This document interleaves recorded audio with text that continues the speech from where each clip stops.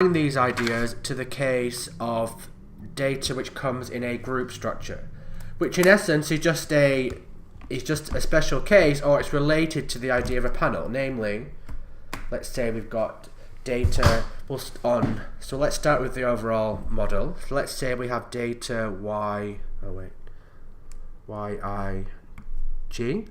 So this could be, say, test scores of student I in group G. So when you write a cross-section, technically, when you just write YI, you could write it like this. It's still the same person.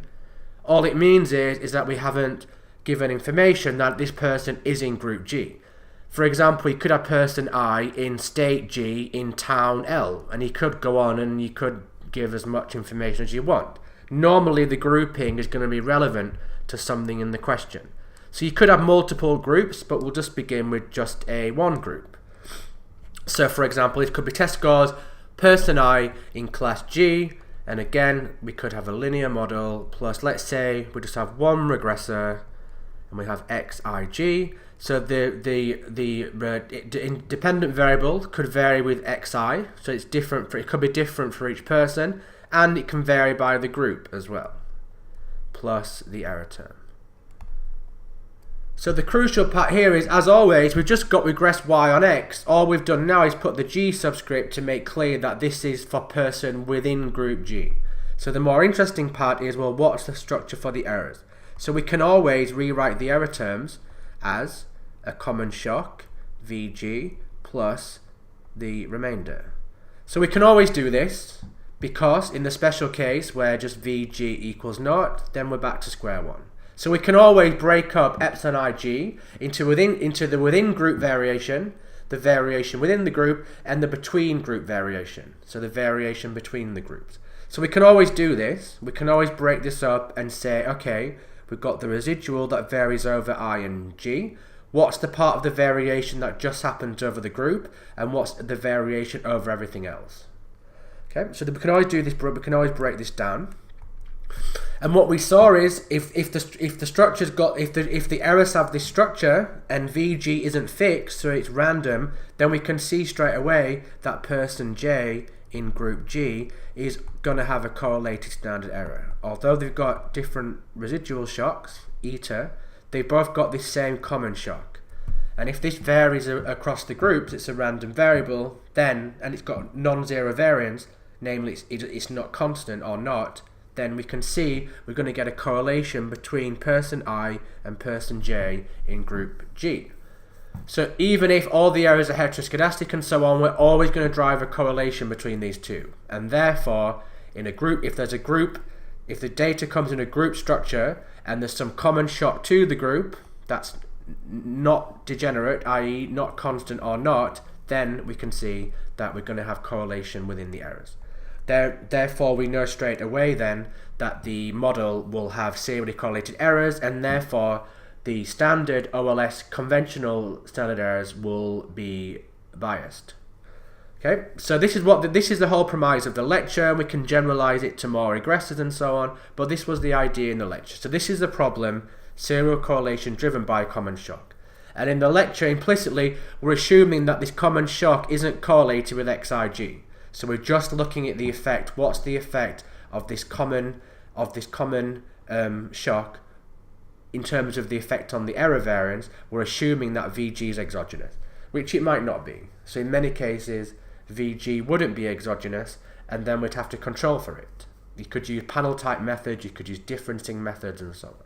So we're not going to cover that. We're just going to look at, in that lecture, we only looked at, let's assume everything's exogenous so that the model's unbiased.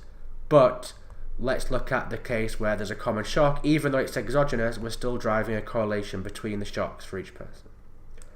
Okay, so begin with the model. So we gave 3 solutions to the problem of there being serial correlation in the errors. Namely, these are methods such that we can get inference that is robust to having serial correlation in the errors. And the first one we looked at was the Moulton factor. So this was for the special case where we've got a constant and one regressor that we looked at, and we made a number of assumptions, and these are listed in the notes online. But to repeat them, we're going to make a lot of assumptions. This is called a parametric model because we're going to make a lot of assumptions here on the form of this shock. So to begin, as always, break up into, so we can always do this, so that's not an assumption. The next part is then we're going to make assumptions on these shocks. So as always, we normalize the shocks to have mean naught. So this is a relatively mild assumption. Well, it's not really an assumption because we can always choose the constant to force them to be naught. If you've got any questions as well, you can ask as we're going through. You can ask on the chat to the side if you have any questions. So we set the mean to be naught. We'll then assume constant variance for both of the shocks. So the variance of the common shock is sigma squared g. Sorry, just sigma squared v, sorry, so it's not a function of g. So that's for all g. So we've got constant variance of the shocks within each group. We'll assume the variance of this remaining variation is also constant, call it this, for all I and groups.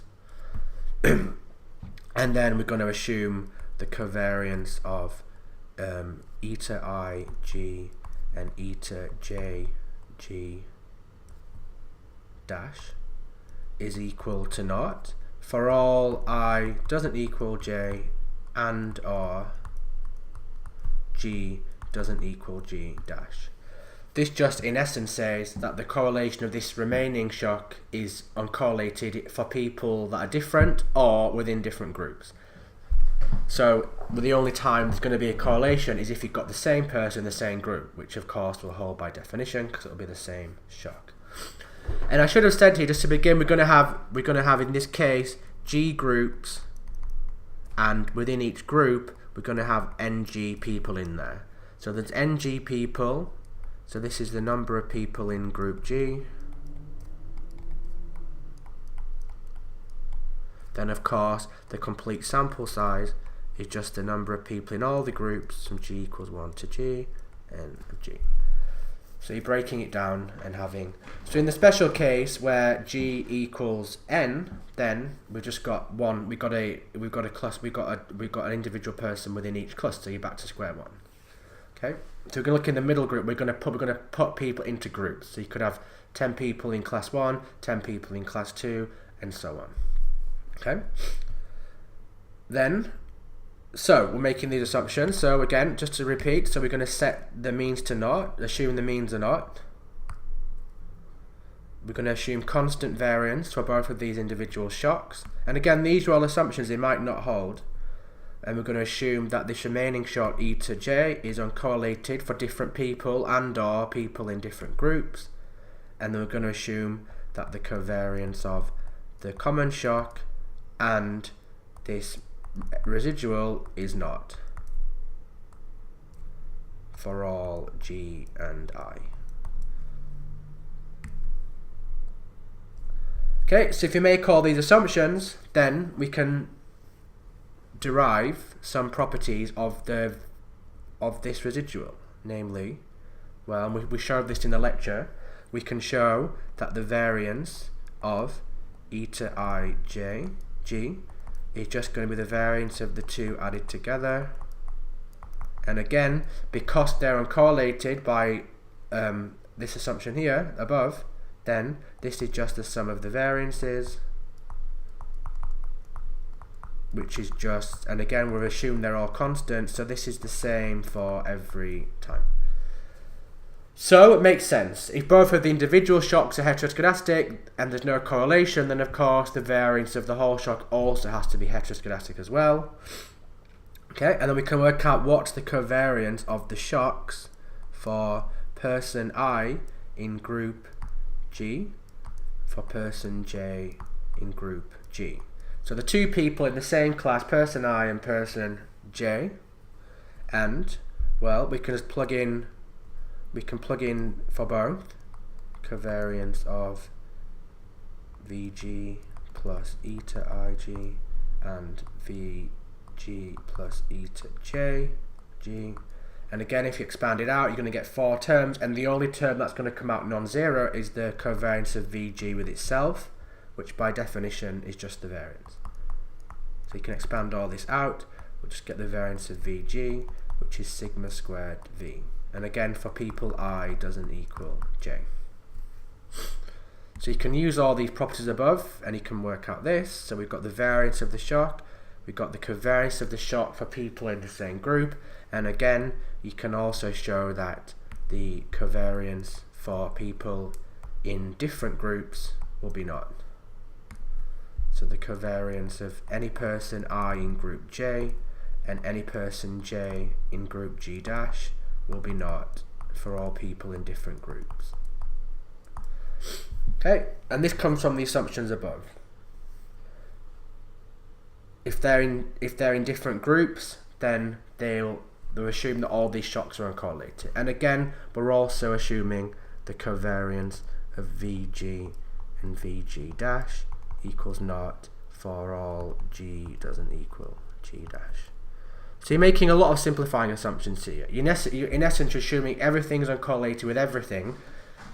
Everything's got constant variance, and the only thing that's going to drive the properties in terms of the correlations is going to be this common shock here. If VG equals naught, all the correlations are naught, and then we're back to the usual heteroskedastic model. So everything hinges around, we want to assume everything else satisfies the usual OLS properties and just look at what does the problem with this common shock cause. And we've seen what it does here, in that it drives a non-zero correlation between different people in the same group, assuming that the variance of V doesn't equal naught, which in essence just says it was not got a constant shock for each person. If we did, then VG would get taken into the constant here. So if VG was constant, it'd get taken into the error term, and then we just got a usual heteroskedastic error then. Okay, so any questions on this? We went through this in the lecture, and therefore we can put these two together, and we can find then that the correlation between the shock for person I in group G and person J in group G is just sigma squared V over sigma squared eta plus sigma squared V. This is for all I doesn't equal J, of course, different people, otherwise it'd be, if it's the same shock it'd be correlation 1, and for all G. So this is the key result here. So this is the intragroup correlation between the shocks. All the other shock correlations are not. So we've already established this here, in that all the other shock correlations are going to be not. All these. So the correlation between the shocks for any people in the different groups are all not. Okay. So these are all the assumptions. So we've got this assumption. We've got assumption 1, 2, 3, 4, 5, 6, and then we derive these result 1, result 2, result 3, and result 4. Okay, so these follow on from the assumption, and again you should be able to derive these. It's relatively basic statistics from this, and you've seen something similar in the econometric, using these types of methods in the econometric methods course. So that's just some of the background then. So then what was the Moulton? And we didn't derive this, and you don't need to be able to derive the Moulton factor. So this is all the background in terms of the assumptions and a key result on deriving some of the properties of the correlation structure between the errors. So of course, when we form any robust estimator, we need to know if there's going to be correlation, we need to work out what that correlation structure is, and then we can adapt and we can then make the estimator robust. And the Moulton factor was what we found was, you don't need to show this, is that the true variance of beta hat, and again conditioned upon x, which we all assume x is fixed. So this is the true variance, the true estimated variance of the OLS estimate divided by the conventional, namely the x transpose x minus 1 sigma squared. We can show that this equals this factor here. I'll just delete this here so we can see it. Then we saw it was variance of ng divided by the average of n bar of the number of people in the groups plus n bar minus 1 rho epsilon rho x. So rho of epsilon is just this here, it's the correlation, which is the within group correlation, and x, rho x, is the within group correlation within x. So it's a correlation between xi and xj within group G. And again, in general, if the number of groups vary, then ng will have a variance. So if all the group sizes are the same, then this variance is not. So if all the group sizes are the same, this term equals naught, and we get the simpler formula that we saw in the lecture. And if the x's are all constant across I, namely if xij just equals xg, so the regressor doesn't vary with I, then the row of x will equal 1, because all the x's will be perfectly correlated. And in that case, we get back to the simple formula. Okay?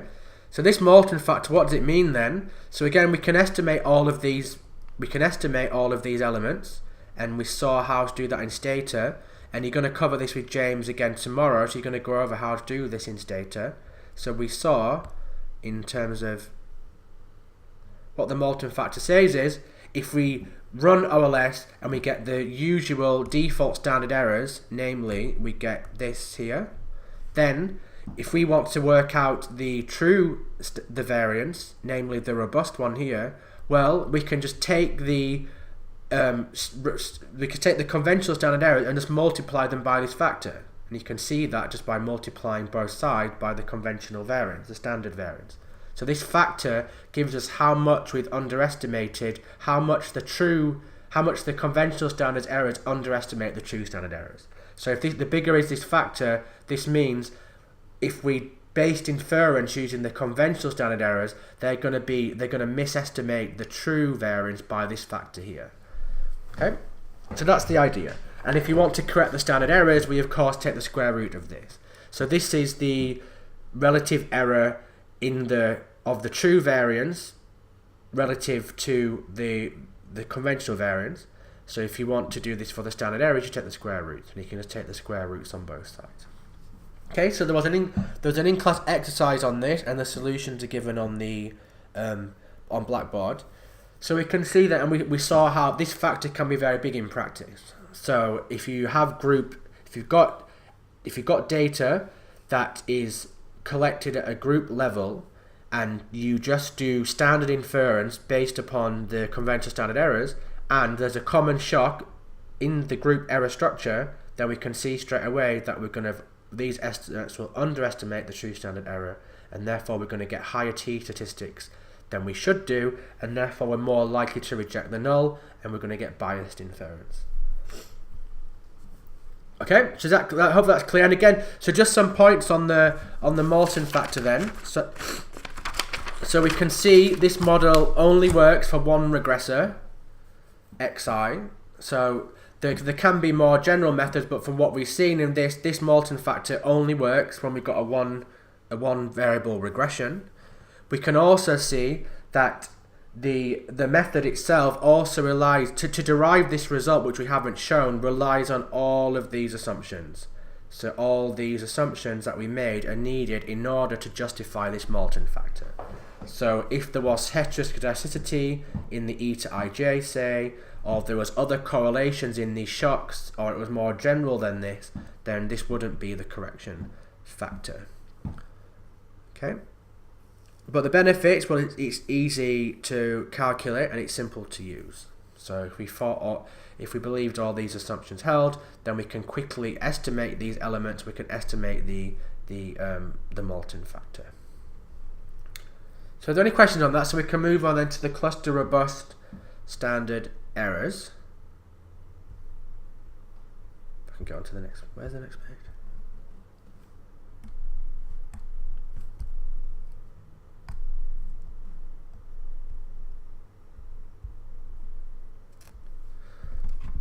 One second. So we gave the formula in. We didn't talk about. We skipped a lot of the technical detail. Where's the 1 second? I can't get to the next page.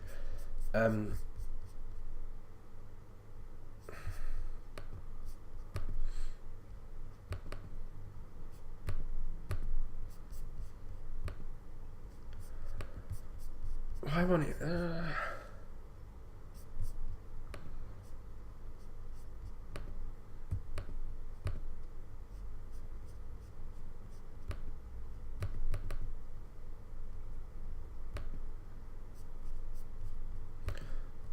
Let's make a new document.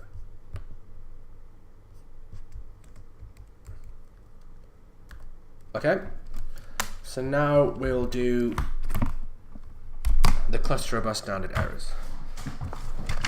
So the cluster robust standard errors, in essence, just take the general formula for the variance of the OLS estimates and evaluate it under this group structure. So the general robust standard errors will simplify with this group structure.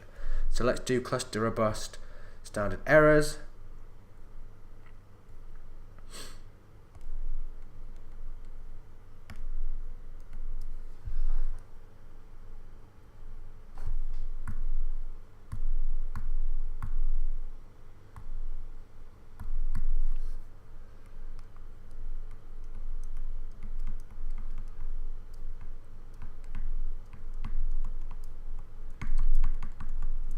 Okay.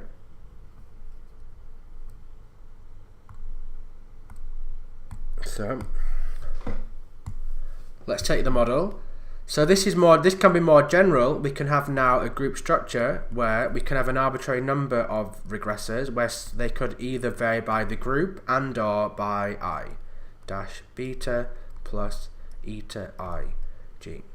So this is just the standard regression you saw with Alistair in the econometric methods. You've got k regressors, and each of them again can vary at either the over I or with g. And again, we're going to have this group structure to the errors, where we'll have eta I g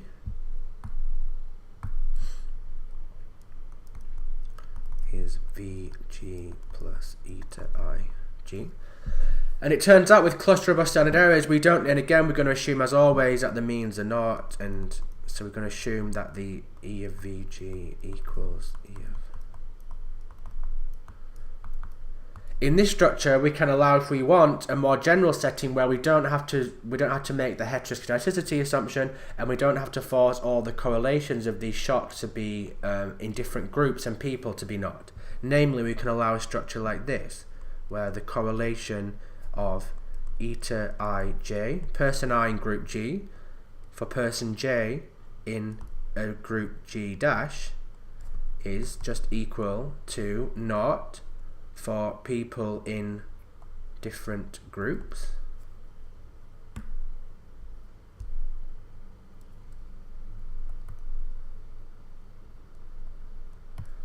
So we're not going to allow correlations in the errors between the groups, but we can allow any arbitrary correlation within the groups. So rho ij g if g equals g dash.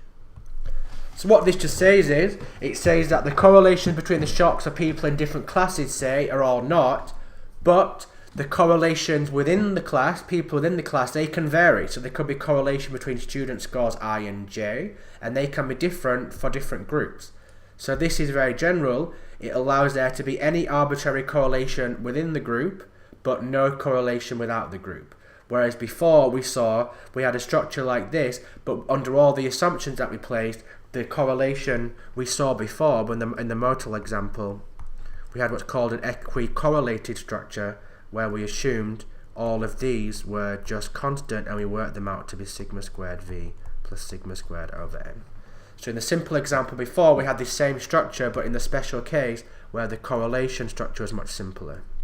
Okay, so we don't need to make this assumption here. You could make this assumption, it'll still work, but actually the cluster robust standard errors are more robust than under the modal example, because it allows general correlations.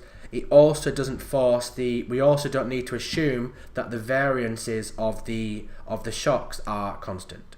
So again, we don't need, this is the crucial assumption that we're making with the molten, is only really that the correlations in different groups are not. Okay, so you can see here we don't need to make any more assumptions, because this estimator is going to be robust to anything that satisfies these two assumptions. That should be not. Okay, well, we already know then, so we can stack. So first, to begin, we can stack these to the group level, so we can rewrite yg. This is just a vector which stacks all persons I in group G equals xg dash beta plus E of g. So let's put these here. So these are the assumptions to the the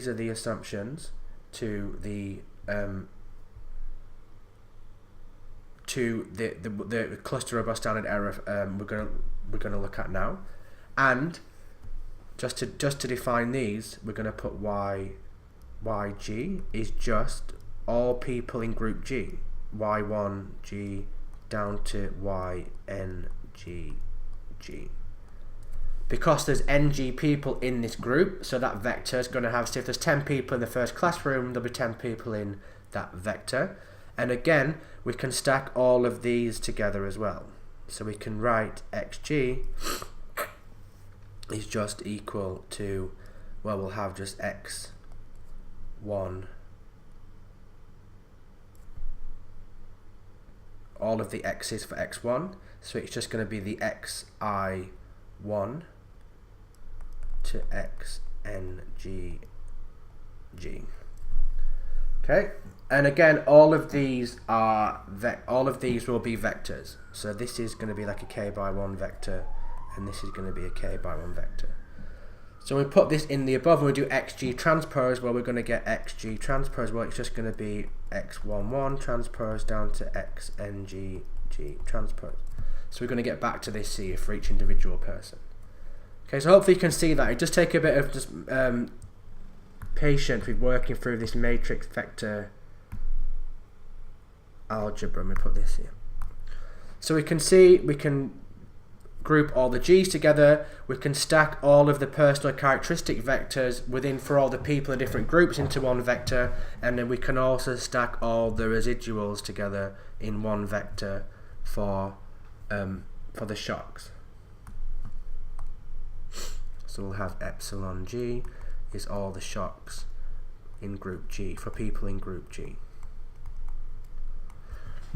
Okay, so when you put them all together, we're going to get this here. So you put them all together and we can stack this. So this is just a regression in essence for all the people in group G, and then we can stack them again and we can then form all of them together. So as you'd have done with Alistair in the econometric methods course, you stacked all of the I together, all the Y's and all the X's, but now we're just going to break it down by the groups.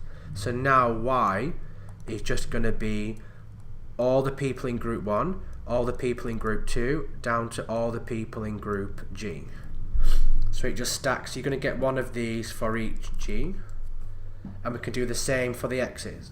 So now the X matrix is going to be all the X's stacked is just going to be the X1 dash down to XG dash.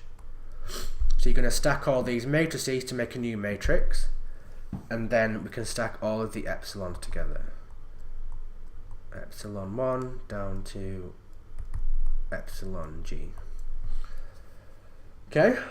So all we're doing, when you're seeing this in the econometric method, you just stack them over the n, the whole group. Now you're stacking them by the group, where within each group there's a number of people. So you're doing the same thing. It's still got the whole n individuals just broken down into sub-matrices for each person.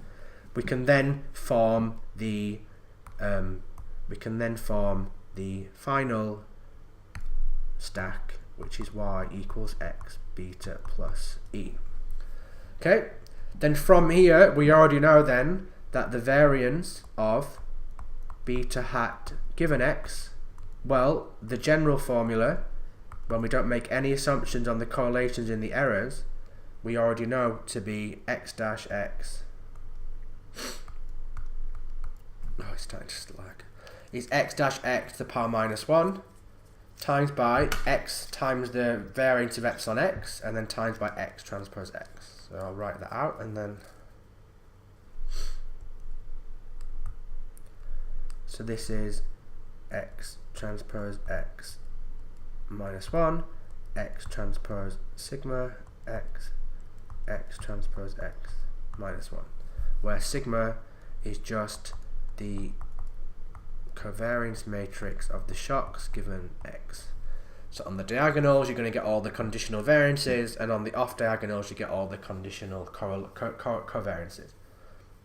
Okay, and we can work this out very simply. In the case where all the correlations are not, you get the heteroskedasticity robust standard error. In the case where all the correlations are not and they've got constant variance, well, this just comes out as sigma squared and it simplifies down. So you've already seen this.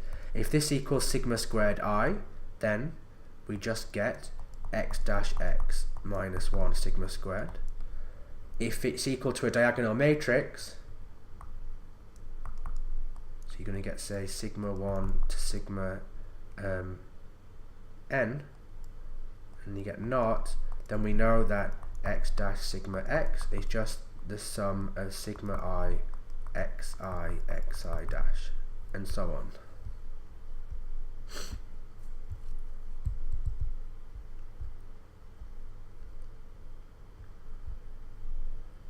Okay, so we're gonna. That's just as an aside. That's what you saw. If we get this, if the OLS assumptions hold, we get the conventional errors.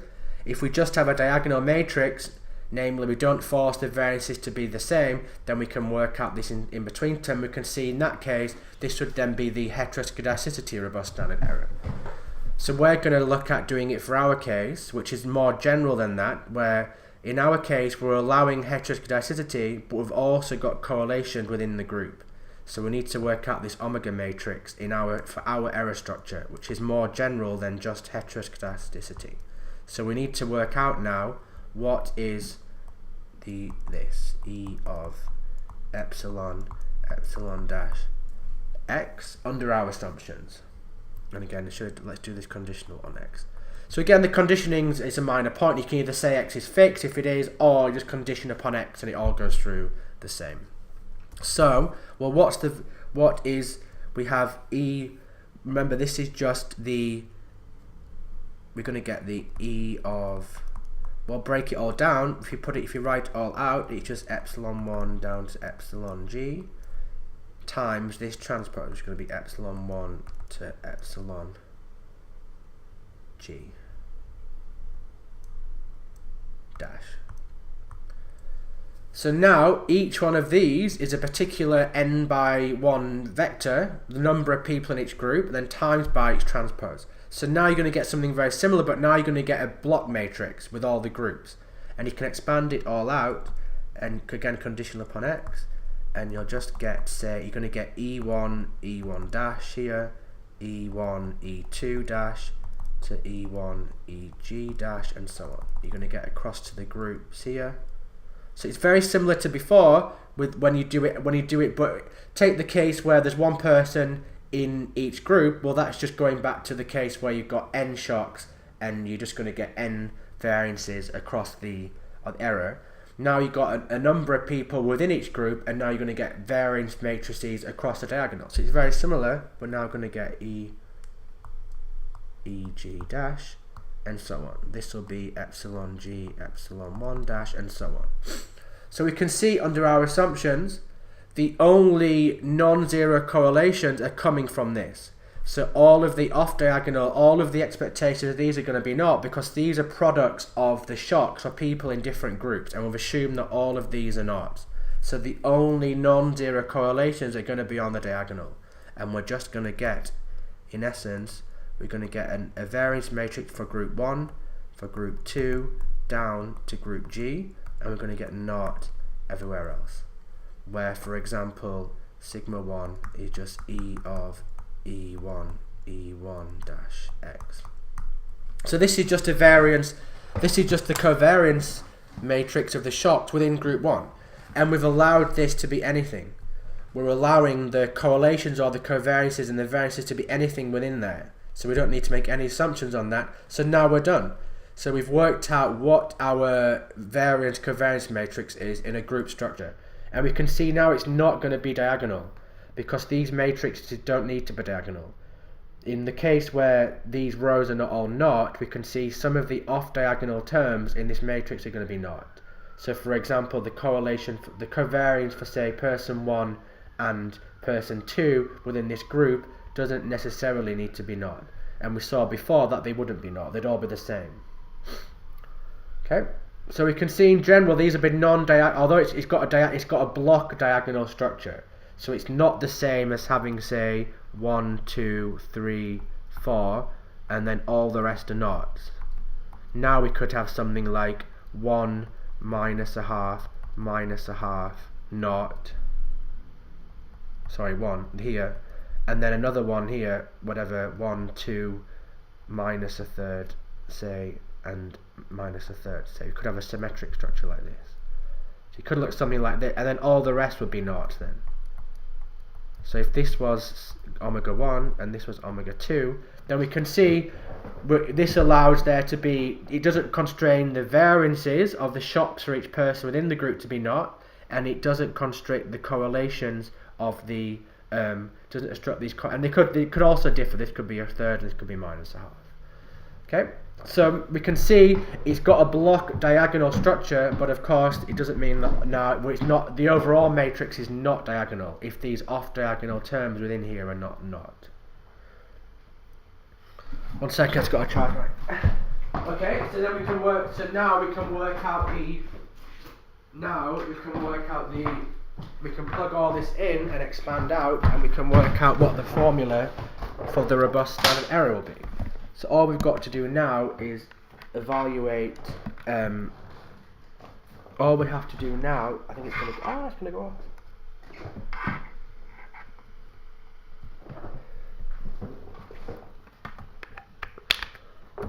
So we just plug everything in now. So the crucial next step is to then work out the, what's this x transpose omega x here. So we can see, so let's get rid of this. So now it's just matrix algebra. Hopefully that was clear, that you can understand that. And if you just, this is just something really you have to just sit and work through and play with the matrices. So the key part to work out is this part here. So we're going to plug in omega, which we just worked out. And again, we don't need to make, we've not made any, this can be anything, so we're not restricting these elements in any way. Then x transpose omega x, well, it's just all of the x's, x1 dash to xg dash sigma 1, this block diagonal structure, all then the rest are naughts, times x1, the transpose of this, which is x1 to xg.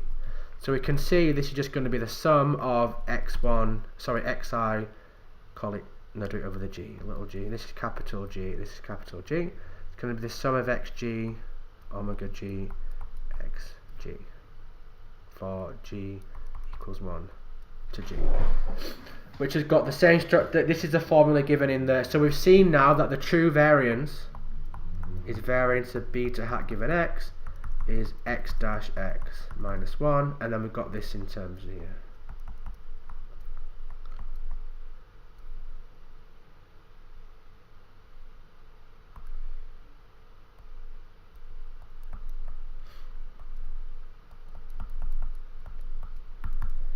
Okay, omega g. So we know what all the x's are. The only thing we need to work out is what is omega g. We need to estimate this. Well, all it does is to replace this, which is e of eg dash given x, with epsilon hat g dash. So it's very similar to the white standard errors. Remember, the white standard errors that correct for heteroskedasticity, you replace the unknown variances with the estimated residual squared. So all we're doing is replacing the estimated residuals as an estimate for this here. And we can show that as a number of clusters gets bigger, that this will converge to the true variance. This estimate where we replace this, to get the estimate, we just plug the estimate into here, and we've got the estimated standard errors. So this is just some background to the formula and why this works. So when you do stata and you do regression and you do cluster, and you'll put the group within. So the group could just be a dummy variable. There would be variables for all the say the classrooms. So then the stata would group all the people together within the groups, and it would work out all it would do is put people in groups. So you've got, say, 10 people in group 1, 20 in group 3. This would all be coded into the data. It would then take the first 10 people, and it would get the errors from the first 10 regressions, and it would estimate this covariance matrix for that group. Then it'd do the same for the next 20, and then whatever's in the next group, and so on. and put it all together, and it would then calculate these robust standard errors. So we can see then the benefits to this relative to the Moulton factor. Firstly, we can have any arbitrary number of regressors, so we don't need to just have one regressor. And we can see we've made very mild assumptions. We haven't assumed that the variance of the shocks is constant, so it allows general forms of heteroskedasticity. It also allows there to be not just a correlation for people within the groups, but for that correlation to differ for the people within the group. Whereas the Moulton factor assumed that the intra-class correlation, the correlation, say, within the group is the same for all people within the group. So it's more general, so it's robust to more general forms of this shock here. So it's more general, and it allows multiple variables. The downside is that this works with the number of clusters getting larger. So if there's just one cluster, say, then in essence, then we can't estimate all of these different. We won't be able to estimate all of these different error structures here. Okay, so we need the number of clusters to be larger here, and that makes sense because the fewer clusters, the more parameters we've got to estimate here. The fewer the number of clusters, we can see as the number of clusters gets smaller, the number of parameters to estimate within each of these goes down. So that's another way of thinking about it. In the extreme case where you just have one person in each group, then there is no grouping problem, and you're back to the usual. So in the extreme case where there's one person in each group, well, in that case you've got in essence n clusters of people, the complete sample size, one in each group, and in that case then there'd be no correlation then in the errors because there's no common group shock to each, and you just get back to the standard heteroskedasticity robust standard errors. So if there's too few clusters, you can't estimate these matrices well, and therefore these can be very unreliable if you've not got large enough number of groups. Okay, the final one then is the group, taking the group averages. And again, so in the lecture notes we just had y, I, g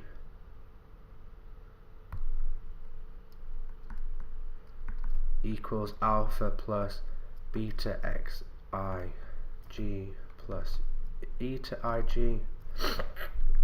Well, we know then if there's a group error, if there's a group structure, we know if we run this regression we're going to have to make some form, and Vg is not constant. We know then that the classical standard errors are going to need adjusting, either by the Moulton factor, which may not hold because all the parametric assumptions might not hold, or we can use a cluster robust standard errors, which always works for G large enough, but there may not be enough groups. If there's just two groups, say, then it's going to be hard to estimate all these correlations, and it can have very poor properties. Another way is to average this across the groups. So you can have 1 over n sigma I equals 1 to n yig equals alpha plus, just take the sum on both sides.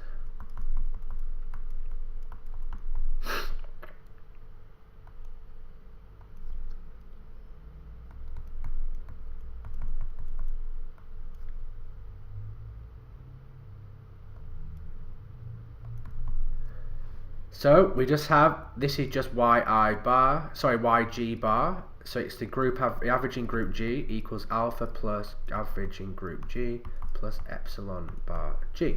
So now here we had a sample size of n, now we have a sample size of G because there's G groups. We're going to get a sample average within each group. So we can see we've lost a lot of variation here. If the x's vary across I, then this is beneficial in one way, in that we've got rid of the correlation structure in the error, because now, remember before, we've assumed that there's no correlation between the groups. So although there's correlation in the shocks within the group, once we take epsilon bar G, say, it's just 1 over the, sorry, this is the number of people in group G. Okay, sorry, I should have said that. Okay, because remember there's ng people within group G. So we take the averages of, say if there's 10 people in classroom 1, then we just take the sample average of the first 10 scores of the test, say, and so on. So we've got the average of this. It's the average within group G where there are n people, ng people.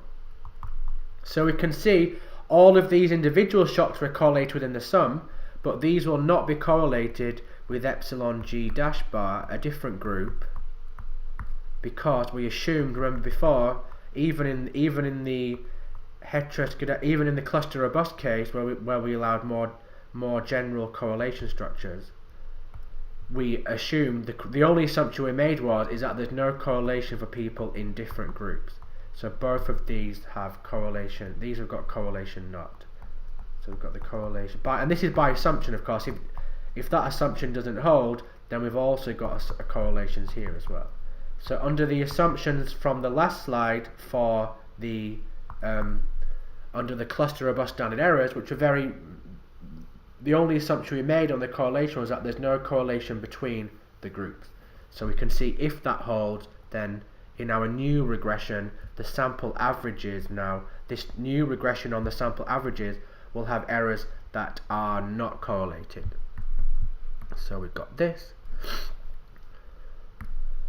So we're nearly there then. The only thing now is that if there's a different number of people within each group, well, we now have that the variance of, let's take this, the variance of our new, remember our new residual now is the average of the residuals from before, we have the variance of epsilon g is going to be 1. And again, so now let's just for example take the Moulton assumptions, namely that the variances of all the shocks are the same, and the variance of all the shocks is the same, and the correlations within the correlation and the errors for the different people are all going to be the same. So we're going to get the variance, the 1 over ng will come out squared. So we're going to get 1 over ng squared. The variance of sum I equals 1 to ng of epsilon I g. Well, in fact, we don't even need to make the mortal assumption. We can just, this is just going to be, well, we're going to get this will be the 1 over ng squared. We're going to get the variance of the sum. So we're going to get sum I equals 1 to n of the variance of e to I g plus, and then we're going to get 2 times the sum of all the covariances. So we're going to get 2 times the sum, say I equals 1 to n g of covariance epsilon I g. Well, let's just do it as we're going to get in essence, we're going to get the double sum of all the remaining covariances where I doesn't equal j. And we assumed that all of these were the same before. So we're going to get the n. Okay, so we can go through this. You can simplify this down. The only point I'm making here is that when we have transformed the errors, the new errors are not correlated, but there could be heteroskedasticity. Even if all the Moulton assumption holds, we can see that the size of this error, this variance is going to vary with n. So we can see then when we do this, we're going to have to use weighted least squares, where we're going to have to make some assumptions on these terms in order to work out the weights in which we can use to form weighted least squares. So when we do the group averages method, we get rid of the correlation, but now we're going to introduce, or we could introduce a heteroskedasticity, especially if the group sizes vary, because the sizes of the variance will be different. So this is why in the lectures it says we can do weighted least squares where we use 1 over ng as the weights, because this is going to be proportional to the size of this variance here. So that's why we use these weights. But again, I've not gone into the full detail here, because in general you can never know what the weights are, because you never, unless you make a lot of assumptions on what all these variances and covariances are, you can't actually work this out. But normally a good guess is we can see that this is going to be the average of ng terms, so we can just take as a rough guess as weights as 1 over ng. So that's what the lecture meant when it said to use weighted least squares. Okay, so the benefits of this is that it can work if we've not got too many clusters, but again we still need to have quite a few clusters because now our sample size is a number of clusters. But sometimes it can work for a relatively small amount of clusters. The downside is that we've lost quite a lot of the information in terms of the variation. So we can see here, before we had variation across I and G, now we've just got variance over G. So we've stripped out a lot of the variation in X coming from the cross section. So if most of the variation in X is coming from I and not the group, then this can work quite poorly. Okay, so that's it for now on this. So James, don't forget tomorrow's Stata class at I think it's 12. Double check 1. Double check I think it's at 1 o'clock in Mansfield Cooper 2.01, but double check your timetable. And we'll have another live stream on Thursday on random effects. I'll send out an announcement about that. And then don't forget the class on Friday, and of course lecture 5 with Cats tomorrow. That might start at 3, so look at your emails for that.